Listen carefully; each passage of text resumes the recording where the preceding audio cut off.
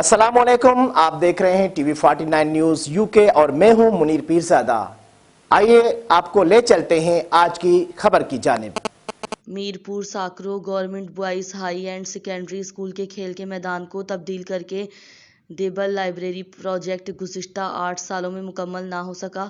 मजीद इसी हवाले से तफसीलात बता रहे हैं हमारे तालुका रिपोर्टर मीरपुर साकरो सैयद जुल्फ़िकार अली। मीरपुर साकरो में गवर्नमेंट हायर सेकेंडरी स्कूल के खेल के मैदान को तब्दील करके डीबल के नाम से लाइब्रेरी की बुनियाद इस वक्त मुतहरिक सूबाई वज़ीर सकाफ़त शशि पलीजो ने संग बुनियाद रखकर इफ्तिताह किया था, जिसका ठेका उन्होंने अपने चचाजाद भाई को 8 करोड़ में दिलवाया था, जो 8 सालों में सिर्फ और सिर्फ बुनियाद तक ही महदूद रहा, जो नाक़िस मटेरियल की वजह से मालूम हो रही है। बाखबर ज़राए के मुताबिक ये भी मालूम हुआ है कि सरकारी कागज़ात में लाइब्रेरी का काम मुकम्मल हो चुका है।